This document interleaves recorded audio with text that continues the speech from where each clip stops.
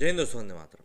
अगर हम मानवीय ग्राउंड्स के ऊपर बात करें तो रशिया जो भी कुछ यूक्रेन के साथ कर रहा है वो गलत है। लेकिन अगर हम रशिया की नज़र से देखें तो भाई सीधी सी बात है, रशिया जो चाहता है वो अगर उसको मिल जाएगा तो बात खत्म हो जाएगी।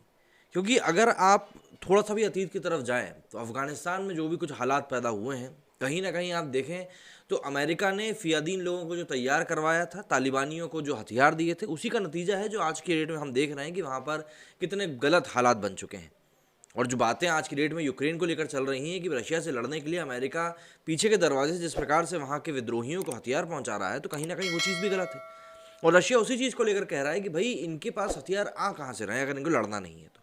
और नाटो देश जो कि धीरे धीरे रशिया की तरफ बढ़ते जा रहे हैं, उनके ऊपर नकेल कसने के लिए वो बात भी एक चिंता का विषय है। तो रशिया के पास अपने कारण है, यूक्रेन के पास अपने कारण है, ये सभी बातें हमको माननी चाहिए। अब इसी बीच में नरेंद्र मोदी ने भी दोनों नेताओं से बात करी, यूक्रेन के राष्ट्रपति से ही बात करी और पुतिन से ही बात करी। पुतिन से करीब 50 मिनट तक बातचीत चल रही, उनसे करीब 35 मिनट तक चली। लेकिन देखिए, भारत को भी यहाँ पर अपना मतलब देखना है। आज का टाइम ऐसा नहीं है कि भाई आप दूसरे की भलाई के लिए दूसरे का भला सोचते रहें और अपनी भलाई के बारे में बात ही ना करें। तो नरेंद्र मोदी ने भी कहीं ना कहीं सिर्फ इस बात के ऊपर ज़्यादा जोर दिया था कि भाई भारतीयों को वहाँ से सुरक्षित निकाल दिया जाए, बाकी आप लोगों का आपस का मसला है, बैठ कर सुलझा लीजिए। इससे ज़्यादा दूसरा देश कुछ कह भी नहीं सकता।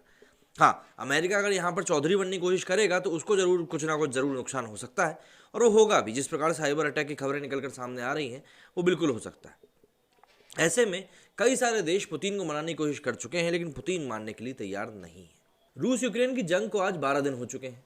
रूसी सैनिक लगातार यूक्रेनी शहरों में मिसाइलें दाग रहे हैं। इसी बीच जंग को रोकने के प्रयास जारी हैं। अमेरिका और कई दूसरे देश यूक्रेन के साथ हैं। यूक्रेन के राष्ट्रपति जेलेंस्की ने 3 देशों के नेताओं से जंग खत्म करने को लेकर मदद की अपील करी है। जेलेंस्की ने इजराइल के प्रधानमंत्री नेफ्टली बेनेट, तुर्की के राष्ट्रपति एर्दोगान और फ्रांस के राष्ट्रपति इमैनुअल मैक्रो से अपील की थी कि वे रशियन राष्ट्रपति व्लादिमीर पुतिन से युद्ध रोकने के लिए कहें। 3 देशों के नेताओं ने पुतिन से टेलीफोन पर बात की, बावजूद इसके जंग पर ब्रेक नहीं लग सका। पुतिन जंग को रोकना नहीं चाह रहे हैं। इसकी 2 बड़ी वजह हैं। पहली, पुतिन को अमेरिका और यूरोप पर भरोसा नहीं है। पुतिन को लगता है कि अमेरिका यूरोप के बहाने रूस को घेरना चाहता है। यूक्रेन अमेरिकी दबदबे वाले नॉर्थ अटलांटिक ट्रीटी ऑर्गेनाइजेशन मतलब कि नाटो में शामिल होना चाहता है। इससे रूस को सुरक्षा के लिहाज से खतरा हो सकता है। इसी के साथ यूक्रेन ने यूरोपियन यूनियन यानी कि ईयू की मेंबरशिप की भी मांग करी है। मतलब वो तो सीधे तौर पर यूरोप में ही जाना चाहता है। नाटो और ईयू का महत्वपूर्ण एग्रीमेंट ये होता है कि यदि किसी सदस्य देश पर आंच आई तो सभी देश मिलकर लड़ेंगे। यानी इसके किसी भी देश के खिलाफ बाहरी हमले के सभी सहयोगियों को के खिलाफ हमला माना जाएगा। इसलिए यूक्रेन के नाटो मेंबर बनते ही रूस चारों ओर से नाटो देशों से घिर जाएगा। इससे अमेरिका को रूस पर सीधा हमला करने की आज़ादी मिल जाएगी। दूसरी वजह है रुतबा। पुतिन को वही रुतबा चाहिए जो रूस का सोवियत संघ में था। हाल में रूस की इकोनॉमी गिर गई है। दूसरे वर्ल्ड वॉर के बाद सोवियत संघ बड़ी ताकत बनकर उभर रहा था। रूस यूरोपीय देशों पर अपना दबदबा बनाना चाहता था। इसके कारण रूस के संबंध यूरोपीय देशों के साथ खराब हो गए थे। रूस की इसी हालत का फायदा उठाना चाहता है इस समय अमेरिका। इसलिए वो चाहता है कि यूक्रेन नाटो और ईयू का सदस्य बन जाए। इससे अमेरिका सबसे बड़ी ताकत बनकर उभर जाएगा। फ्रांस के राष्ट्रपति इमैनुअल मैक्रो ने पुतिन से बात की थी। इस दौरान उन्होंने न्यूक्लियर प्लांट को निशाना नहीं बनाने की अपील करी थी। इस पर पुतिन ने मैक्रो से कहा था कि उनका मकसद यूक्रेन के न्यूक्लियर प्लांट पर हमला करना कभी भी नहीं था।